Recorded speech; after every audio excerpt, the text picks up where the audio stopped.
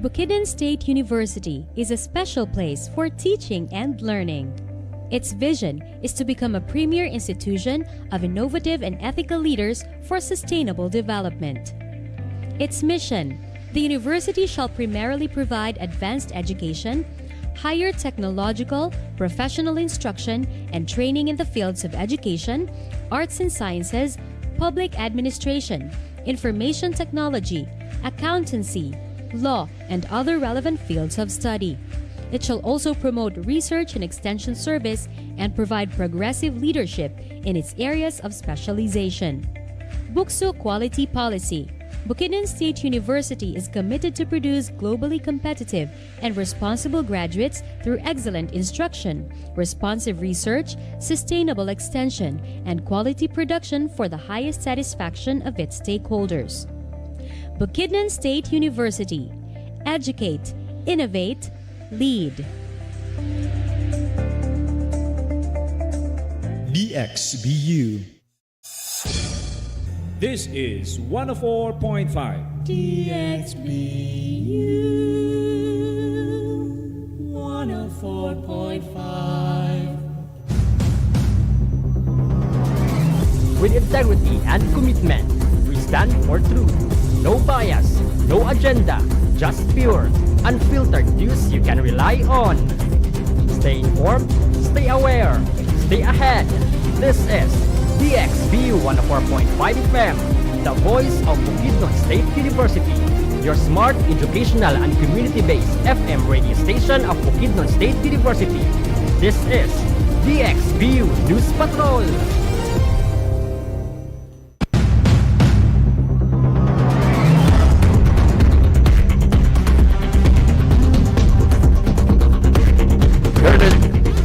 You're tuning in to DXBU 104.5 FM, the smart education and community-based FM radio station of Bukidnon State University. Time check right now is 9:54 in the morning. Welcome to the program. This is DXBU News Patrol, bringing you the latest news from local, national, international that matters. Once again, good morning Malaybalay City, good morning Valencia City, and of course, good morning province of Bukidnon. Good morning, Bukidnon State University. This is Kyle Christian Flores, and today is Friday. Thank God it's Friday, and then Saturday, Sunday. What?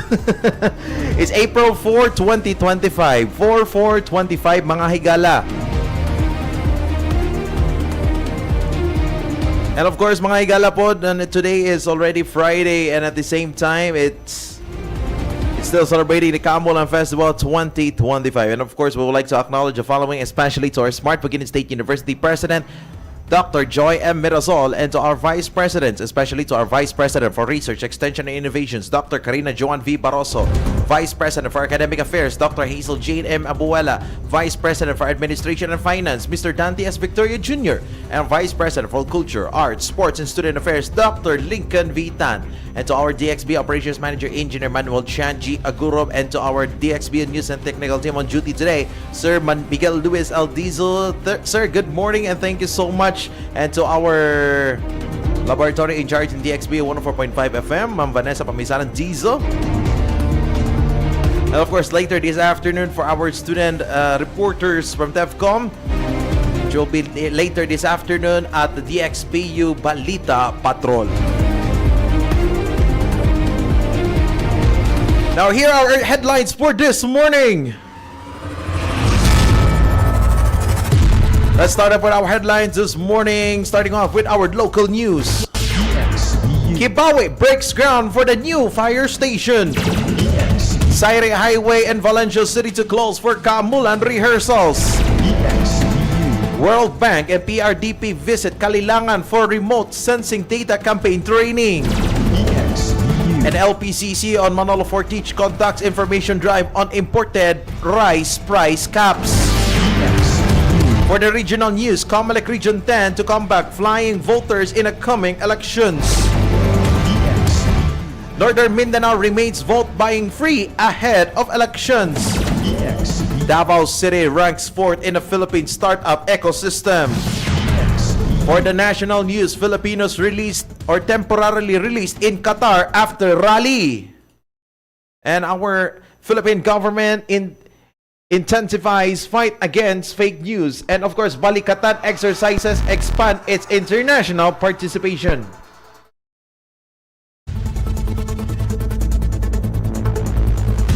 BukSU. And FIVOX warns against fake earthquake predictions.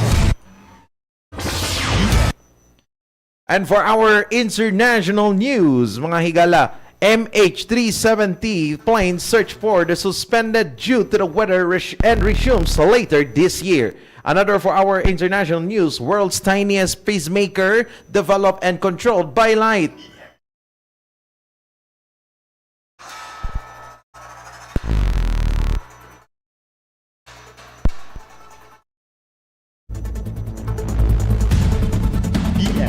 Sorry for the technical error. For our sports news, Petrogas returns to PVL All Filipino Finals after two-year wait. And for our showbiz update, Chris Aquino reveals battle with 9 autoimmune diseases. Mga higala, that is our headlines for today. And of course, mga higala, no, do not forget to like and subscribe to our Facebook page, DXBU 104.5 FM Facebook page, and of course our YouTube channel, the DXBU 104.5 FM station. So don't forget to like and subscribe. And of course, mga higala, let's start off with our update for today, our news today with our weather update. Weather update.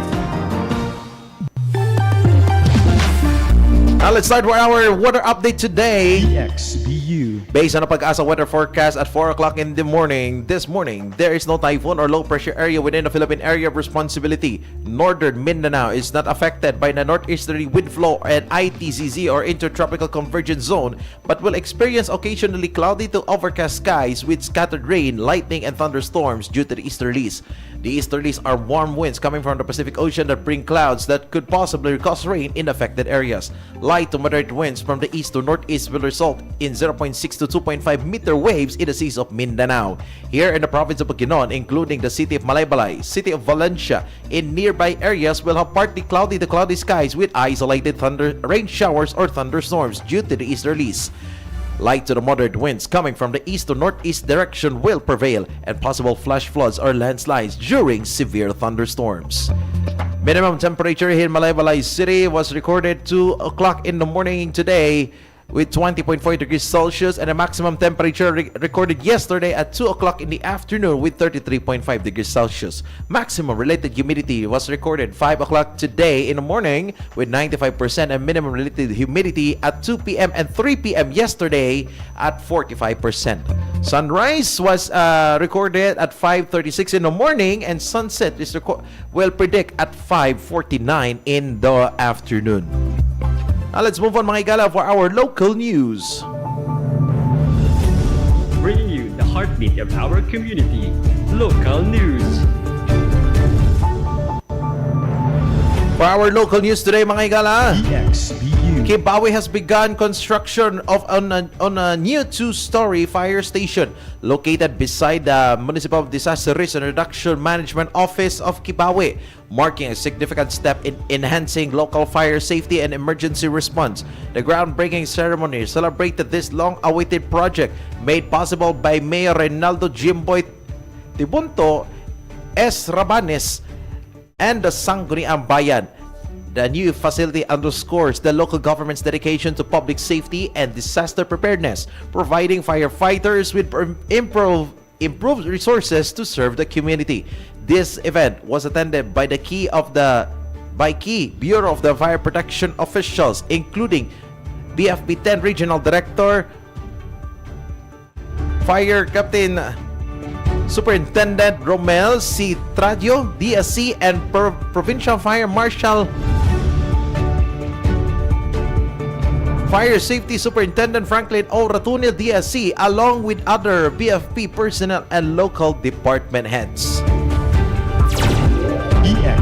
Moving on to another local news, sections of Sayre Highway in Valencia City will temporarily close in April 3 and 5, 2025 to facilitate street dancing rehearsals for the Kaamulan Festival. All lanes from Oval Grounds to City Plaza Rizal will be inaccessible from 4 o'clock in the afternoon to 7 o'clock in the evening on April 3 and 6 o'clock in the evening until 9 p.m. on April 5, which is tomorrow. The road closures were necessary to ensure the performance safety and smooth practice for the April 12th street dancing and ground presentation. City traffic enforcers will present to manage traffic and guide motorists to alternate routes. The city requests public understanding and cooperation during these temporary closures. BukSU. For another local news, Kalilangan welcomed representatives from the World Bank and the Philippine Rural Development Project or PRDP for a crucial data campaign training on remote sensing. Mayor Attorney Raymond Charles O. Gamboa and Vice Mayor Joel L. Padsing Sr. hosted the event aimed at updating Bukidnon's maps for improved geographic data accuracy. The visit facilitated discussions on applying remote sensing data for economic growth and environmental sustainability in Bukidnon. Mayor Gamboa expressed gratitude for the partnership and emphasized the municipality's commitment to integrating advanced mapping technologies. Vice Mayor Padsing highlighted the vital role of accurate maps in shaping Kalilangan's future. The training marks a milestone on enhancing data-driven decision-making in the region. BukSU. For our final local news today, mga higala, the Local Price Coordinating Council or LPCC of Manolo for Teach held an information dissemination campaign on April 3, 2025 yesterday regarding the maximum suggested retail price or MSRP of imported premium rice. This action follows Administrative Circular Number 05, which mandates a price ceiling of 49 pesos per kilogram for imported rice effective March 10, 2025. The LPCC visited markets and stores in barangays Tangkulan, Damilag, and Agusan Canyon to ensure compliance and inform retailers. Personnel from the Municipal Agriculture Office or MAO and Local Economic and Development Investment Promotions Office led the initiative. The campaign aimed to remind establishments of the enforced price limits. 49 pesos is the maximum suggested retail price in the Manolo for Teach. BukSU. That's it for our local news. Now let's move on to our regional news. Covering the stories that matter across the region. Regional News.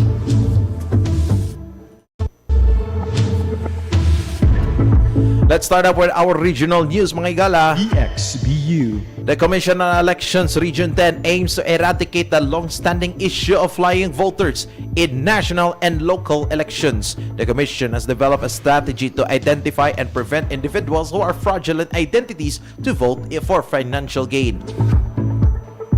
Attorney Renato Magbutay, COMELEC 10 Regional Director, announced the implementation of this anti-flying voter strategy effective for the May 12 elections.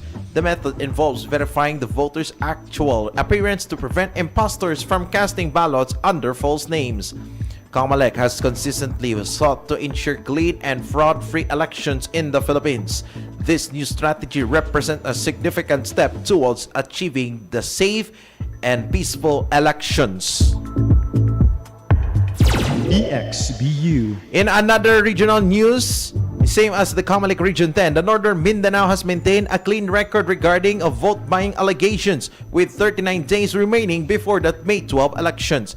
This confirmation comes from the Commission on Elections 10 Regional Director Attorney Renato Magbutay, who oversees monitoring across the region's 5 provinces. Magbutay clarified this amidst reports that the COMELEC Central Office, which documented 34 vote buying and abuse of state resources cases nationwide. He emphasized that no candidates in Northern Mindanao have been implicated in these activities. However, he stressed that monitoring efforts will continue throughout the remaining campaign period to prevent any potential electoral irregularities. The COMELEC has established a Kontrabigay Committee led by Commissioner Ernesto Macedo Jr. based on Manila to combat these issues.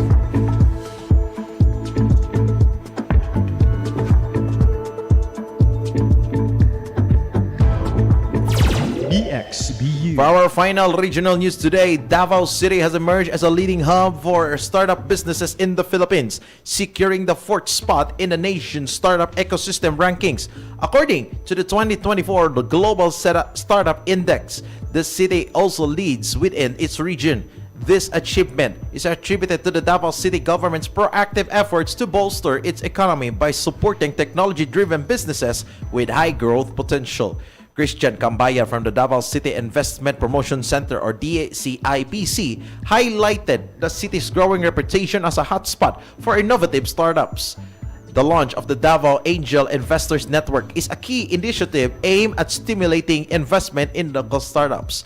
Davao City showing strength in areas of software and data industries, financial technology, and educational technology. The city's government continues to promote the development of its startup ecosystem through initiatives that foster technology, innovation, and investment, thereby creating more opportunities for entrepreneurs and investors. And that's it for our regional news. BukSU. Now let's move on to our national news. From coast to coast, national news.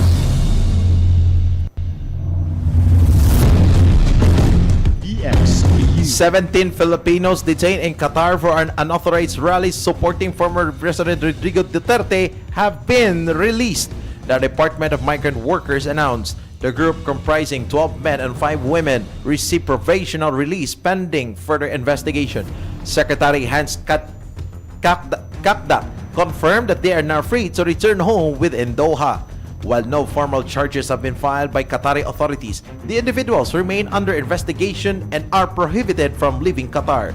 The Philippine government has pledged ongoing legal and welfare assistance. The incident stemmed from a protest where 20 Filipinos, including 3 minors, were initially detained. The minors were subsequently released.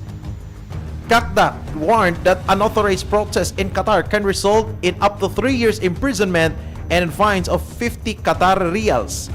He also noted that other nations are monitoring Filipino communities abroad. BukSU.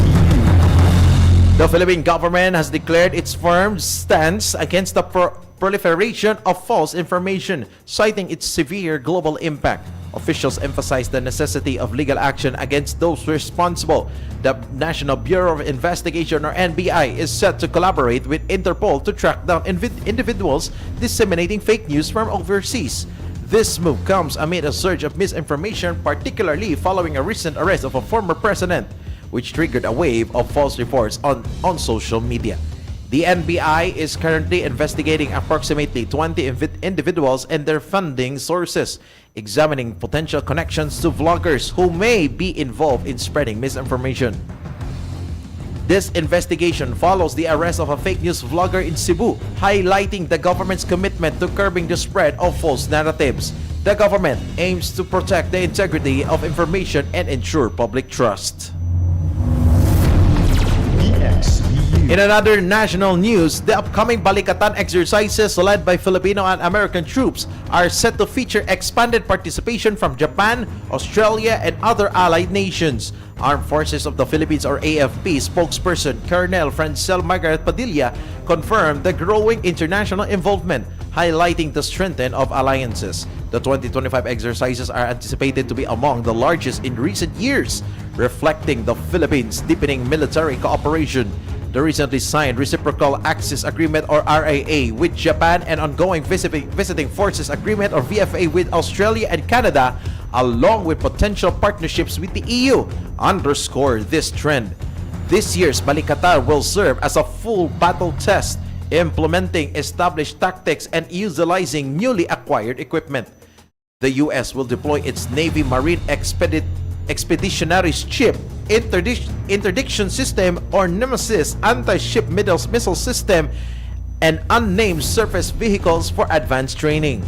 The exercises will also incorporate cyber warfare training, covering both kinetic and non-kinetic aspects to enhance the capabilities of participating forces.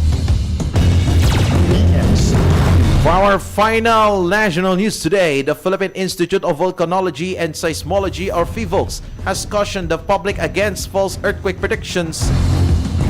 circulating on social media. FIVOL's director Teresito Bacolcol refuted claims of an impending massive earthquake later this month, emphasizing the unpredictable nature of seismic events. Bacolcol stressed that no existing technology can accurately predict earthquakes, urging people to avoid panic. He attributed recent discussions on earthquakes to the 7.7 magnitude tremor in Myanmar, which resulted in significant casualties. Regarding the big one, a potential 7.2 magnitude earthquake from the West Valley Fault, Bacolcol stated it could occur between 2058 to 2258. He advised against complacency, emphasizing the need for preparedness. A movement of the West Valley Fault, which spans from Bulacan to Laguna, could trigger intensity 8 earthquake in Metro Manila, causing severe damage. BukSU. That's it for our national news. Now let's move on to our international news. Connecting you to the world. World News. In our international news, mga higala, BukSU. the search for missing Malaysia Airlines flight MH370 has been temporarily suspended by Ocean Infinity, a maritime exploration firm, due to unfavorable weather conditions. Malaysian Transport Minister Anthony Loke confirmed the pause, stating the search will resume later this year. Ocean Infinity, which previously conducted an unsuccessful search in 2018, had agreed to launch a new attempt this year. The current suspension is attributed to the seasonal weather patterns in the search area. The Boeing 777, carrying 239 people, disappeared on March 8, 2014, en route to Kuala Lumpur to Beijing. Despite extensive searches, including a large-scale Australia-led effort, and Ocean Infinity's previous attempt, the aircraft remains missing.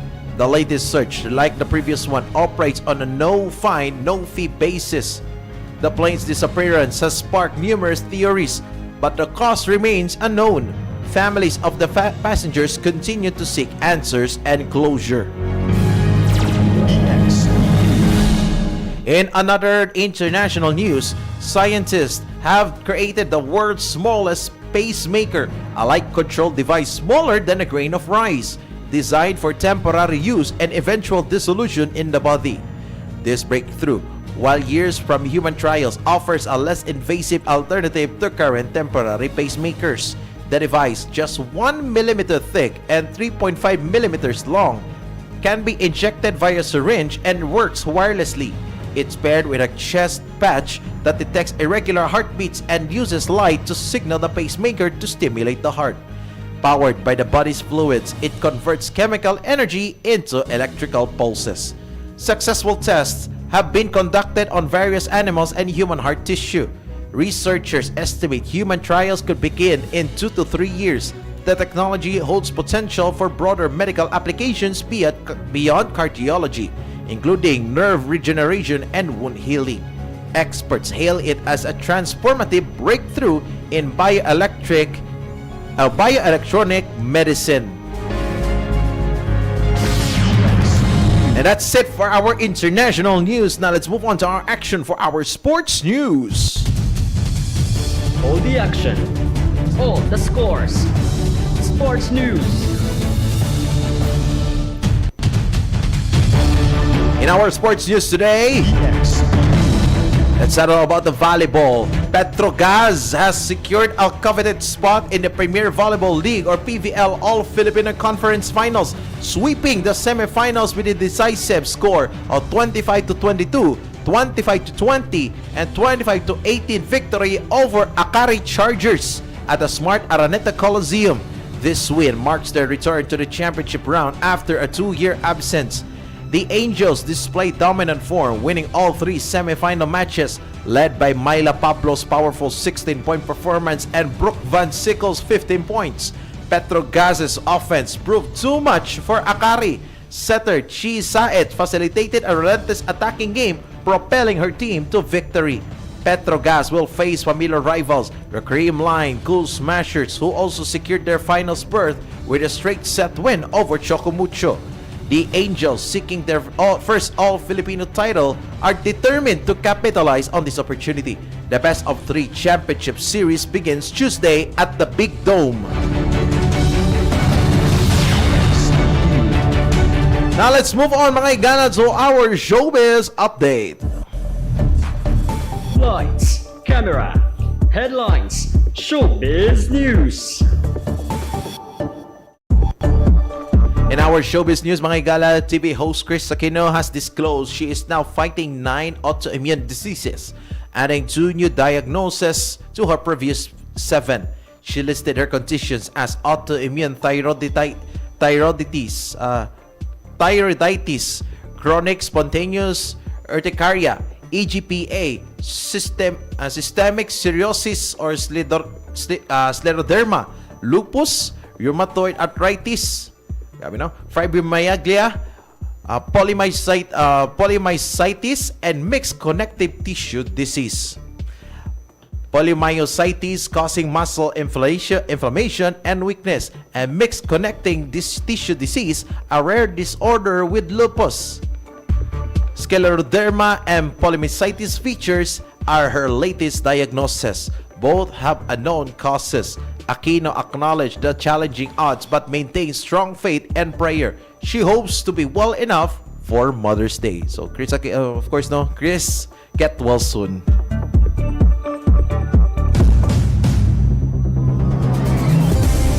This is BukSU 104.5 FM, bringing you the latest news and updates every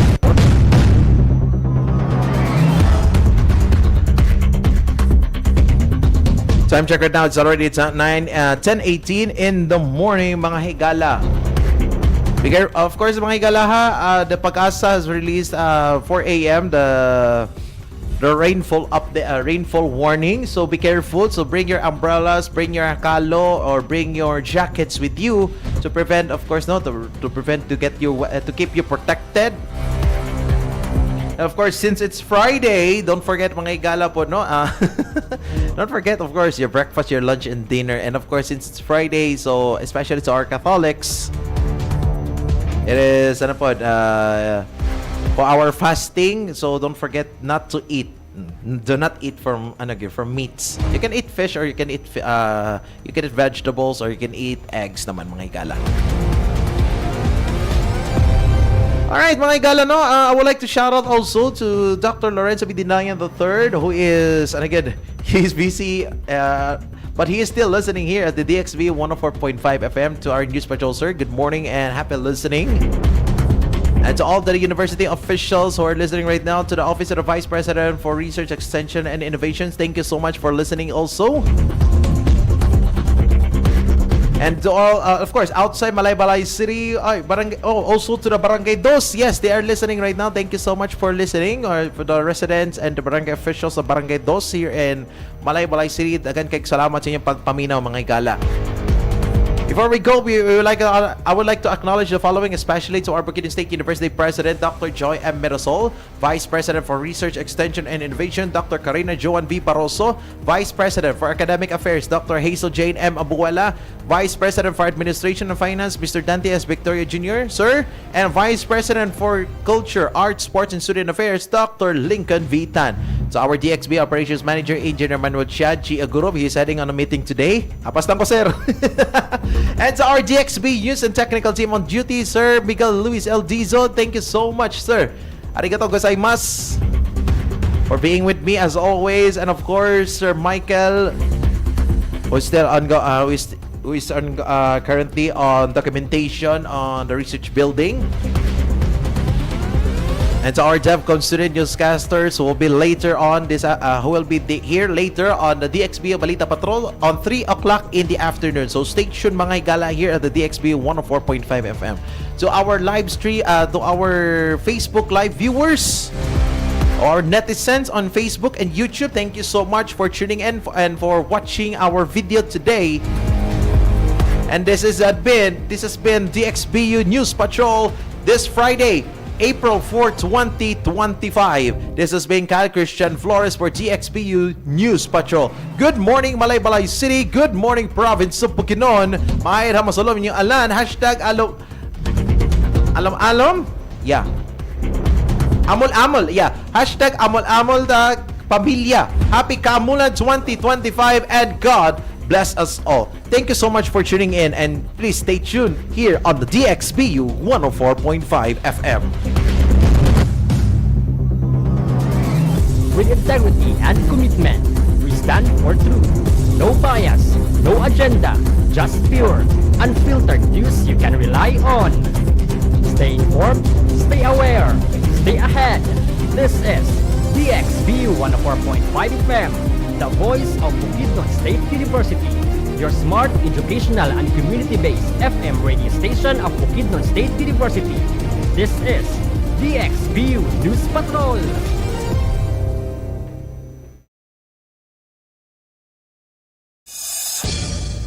This is 104.5